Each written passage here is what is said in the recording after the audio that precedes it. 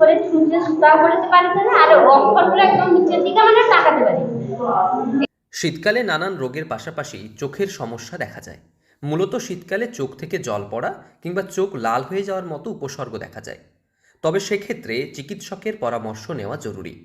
এই সময় চোখে কী কী ধরনের সমস্যা হতে পারে, তার থেকে পরিত্রাণের উপায় কী, সমগ্র বিষয় নিয়ে সবিস্তারে তুলে ধরলেন পশ্চিম মেদিনীপুরের বেলদা সুপার স্পেশালিটি হাসপাতালের চক্ষুরোগ বিশেষজ্ঞ চিকিৎসক ফাল্গুনী মাল। চোখকে সুস্থ রাখতে কী ধরনের সাবধানতা অবলম্বন প্রয়োজন তা সবিস্তারে তুলে ধরেন তিনি। প্রথম কথা, এই সময়টা হচ্ছে হারভেস্টিং টাইম, মানে ফসল কাটার সময়। এই সময় প্রচুর চোখে আঘাত লাগার ভয় থাকে, এতে ধান থেকে সেখান থেকে আলসার হওয়ার ভয় থাকে। আলসারের ট্রিটমেন্ট করতে, আলসারের জন্য প্রোটেকশনে ধান টান কাটতে গেলে কোনো গগলস পরে যেতে পারে, তাহলে চোখে ধানটা আঘাত করবে না, ক্ষতি হবে না। আর থাকে ড্রাই সিজন, এটা শুকনো ওয়েদার বলে প্রচুর ধুলোবালি থাকে, বাচ্চাদের অ্যালার্জির সম্ভাবনা থাকতে পারে। সেক্ষেত্রে বাচ্চাদের লুব্রিকেন্ট এইসব ব্যবহার করতে পারে। আর ঠান্ডা লেগে যেমন জল টল পড়া, সেটা খুব একটা সমস্যার নয়। সেক্ষেত্রে অ্যান্টিবায়োটিক ডক্টর ব্যবহার করতে পারে। প্রসঙ্গত, মানব দেহে পঞ্চ ইন্দ্রিয়ের মধ্যে অন্যতম চোখ। মানব শরীরের গুরুত্বপূর্ণ অঙ্গ এটি, তাই প্রতিদিন নিয়ম করে চোখের যত্ন নেওয়া জরুরি। প্রতিদিন পরিষ্কার কলের জলে চোখ ধোয়া প্রয়োজন বলে মনে করেন চিকিৎসক। কাজ যদি না লাগে, ফসল কাটার সময় চোখে গগলস পরে কাজ করতে পারে, ধান টান যাতে না লাগে, ধানের আঘাত যাতে না লাগে।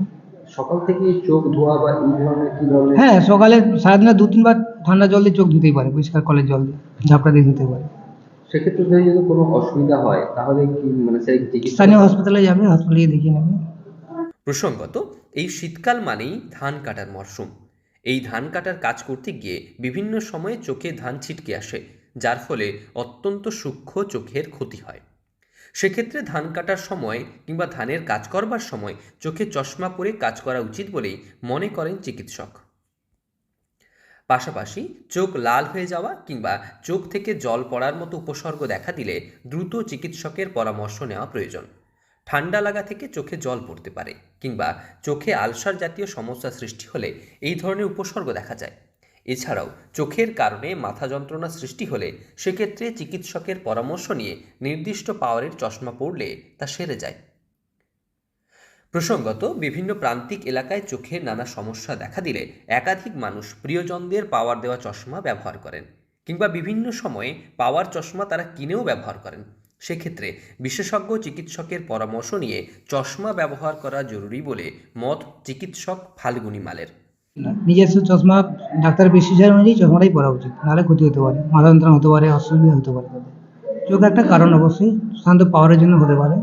সেক্ষেত্রে চোখে ডাক্তার দেখিয়ে সঠিক চশমা ব্যবহার করলে মাথা যন্ত্রণা যদি চোখের জন্য হয়, তাহলে সেটা কমে যাবে। অন্যান্য শারীরিক অঙ্গের পাশাপাশি নিয়মিত পরিষ্কার জলে চোখ ধোয়া এবং সামান্য পরিচর্যা করলেই সুস্থ রাখা যাবে আপনার শরীরের অন্যতম প্রয়োজনীয় অঙ্গ চোখের।